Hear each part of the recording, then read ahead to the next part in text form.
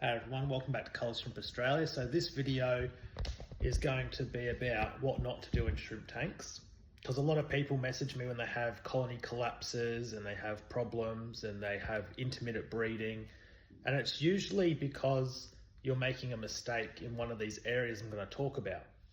Also, I really appreciate all the comments and likes from the last video of the TB genetics. I'll be making part 2 in a couple of weeks as well. So this video is just going to be showing you, some common mistakes, especially with bee shrimp tanks that you can make, and I'll just go through them. And I find a lot of people message me with a lot of problems that arise from making these mistakes. And I thought if I highlight them, it may lessen the mistakes people make. All right, so this is going to be point number 1 with bee shrimp. You need to use RO water. So the reason you need to use RO water is because RO water is neutral, has no minerals in it. And it means the soil can buffer the pH really easily because there's no KH. But it does mean you need to use only GH mineral. And this is really, really important. A lot of people message me, they get bee shrimp and they start doing water changes with tap water. And this is really bad for the shrimp, but also kills the soil as well. And, you can have a tank just go off really easy doing this. It will disrupt breeding, you can get a lot of deaths, and it's something you just really don't want to do. I get this probably once a month. Someone set up a tank and, they're like, oh, Con, they're not doing very well. And I'm like, oh, what's your water? And they tell me it's perfect. And I said, well, do a test and show me. And they, then I find out, oh, using tap water, well, that's the wrong thing to do.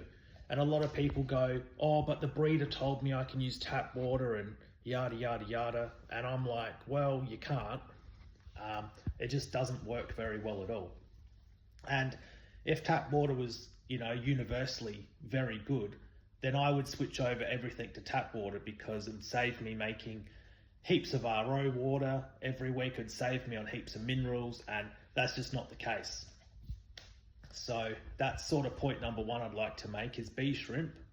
You cannot use tap water. It has to be RO water with GH mineral only. And I've made plenty of videos of how to mix the water, what TDS you need to hit, and all of that. But that's point number 1. It's a very key point. So just remember, if you're doing bee shrimp, you want to use RO water and GH mineral only. And this is going to save a lot of headaches. All right, so point number 2, and I'll highlight this in the next video, is you don't need to clutter the tank with heaps of hidey holes, heaps of moss, plants, rocks, etc. Shrimp do like that. And if you run a lot of plants like sawasatang or something like that, it does uptake a lot of nutrients and nitrates, but I run frog bit in all my tanks that does that for me. So a lot of people think if you put heaps of plants and clutter in the not clutter, but a lot of plants and hidey holes and driftwood and all that, the shrimp will do better. And in some parts they will if it's plants because they take up excess waste. But the downside is all the poo gets in between all the cracks and crevices, and when you stir that up, you cause a big, a spike in the tank, and it unbalances the tank. So you want to try and keep it pretty basic.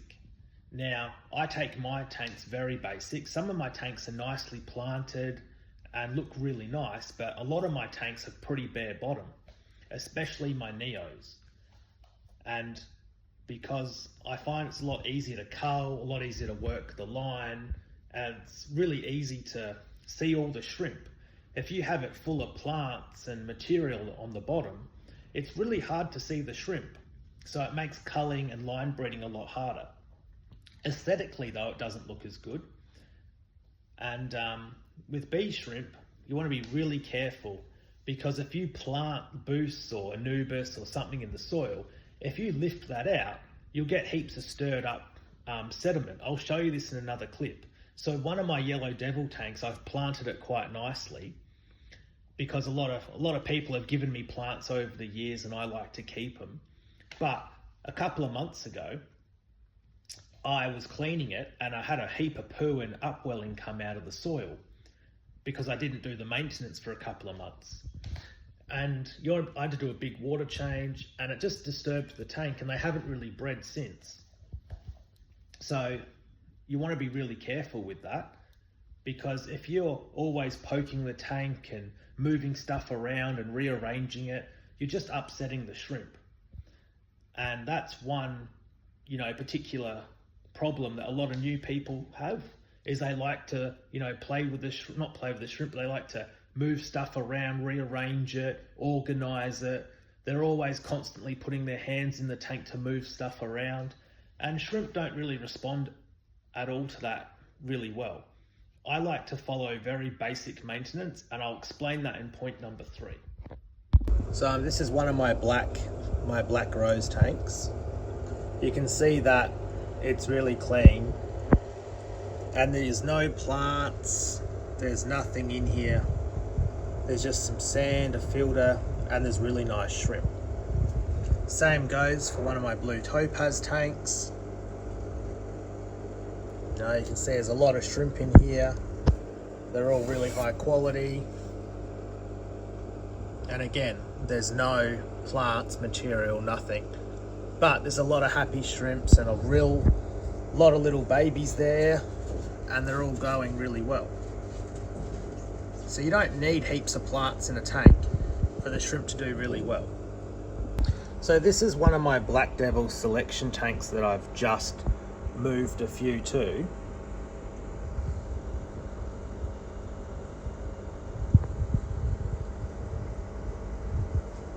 See that they're really nice, and I'm just trying to highlight here. They've got a nice buried one there, but see the moss? There's only a little bit of moss, and we've got a lot of nice green walls. There's probably about 50 shrimp in here, all hiding away. But there's not, you don't really want to play around with the tank, because when you play around with it, you lift up all the poo. So I try and only clean it once every 8 weeks, and you want to leave them alone. You don't want to be playing around in the tank all the time. You just want to leave them, and they're nice and happy.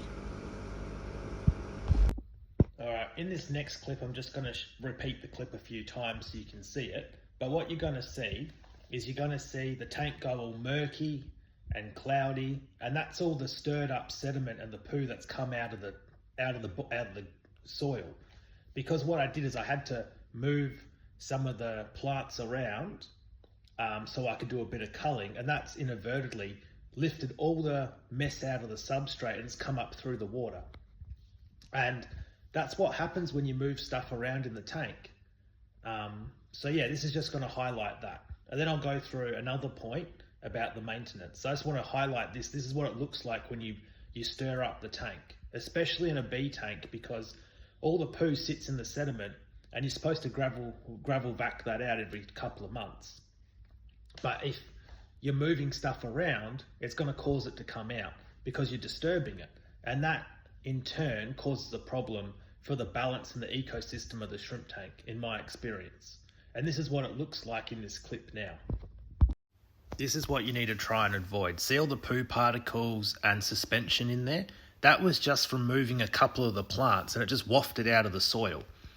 So you really want to limit how much you play around with the tanks. Just clean them every 8 weeks and then leave them alone. Alright, so now this comes to another point, maintenance. So this is what I use. It's a nice little short gravel vac, and I just do for neo tanks, it's every 8 weeks. Bee tanks, it's every 3 months, and I just spot clean the whole bottom of the surface, and then that's all I do. I don't do any more.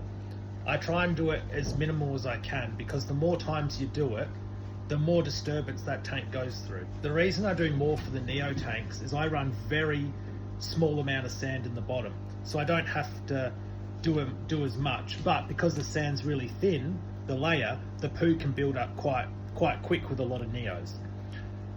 So this is really important. You want to clean the tank to get rid of all the detritus, because the filter doesn't catch it all. But at the same time, you want to keep the tank nice and clean, but not too clean either. But if you let it go too dirty, you're just letting them sit in their own filth, which you don't want to do either. So it's a fine balance.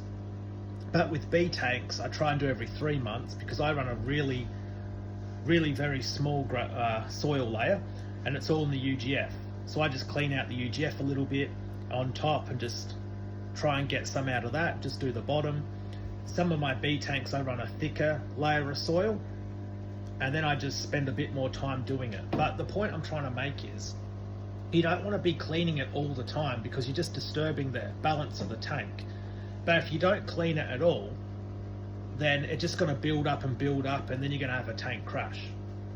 And then the third point from this is, if you're always playing in the tank, shifting stuff around, lifting the filter to check what's on there, put it back, and you're always messing around with it, well, you're constantly giving little climate changes to the tank. Like, you're going to be lifting up suspended matter, and you're just going to be upsetting the tank, even though you think you're trying to have a look or do maintenance and make it better. You're actually making it worse. And behind me, I've got a lot of shrimp behind me in this rack. And I'm just going to show you some of the neos. And there's a lot of neos in here.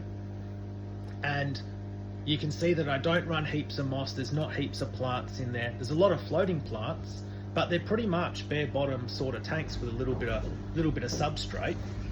And you don't need to be playing around with the shrimp all the time. I think less is more here. Alright, so this is only a couple of tanks I'll highlight, but there's a lot of shrimp in here. And these are blacks. This is another tank of blacks. You know, they're all doing quite well. Here's a tank of blue topaz. There's a bit of moss on the bottom. There's a heap of babies in this tank. You know, very solid green walls. You know, lots of nice shrimp. But again, it's pretty much bare bottom. And see, the soil layer, or the layer of the sand, is really thin, but it's nice and clean because I clean it quite regularly. Go to another blue topaz tank. You know, there's a lot of little babies in here getting around. There's a little bit of moss pile, but I don't look under that moss pile much at all. Every couple of months I give it a clean, and I find leaving it alone's better. Here's a tank of my golden yellows. They're quite nice. Hey everyone, just recapping the video, what we've talked about today. So part 1 is really important for bee shrimp. I use Shrimp King GH Plus mineral and RO water for all my bee tanks.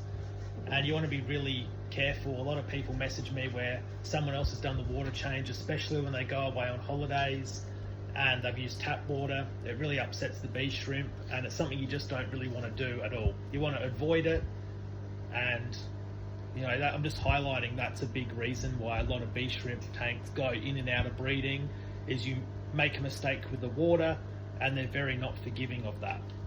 Part 2 is, you don't have to have heaps of stuff in your shrimp tank for them to do well. You can see a lot of my tanks that I've shown you, and I show in my Facebook page on Colour Shrimp Australia, is you don't have to have heaps of stuff in the tank for them to do well.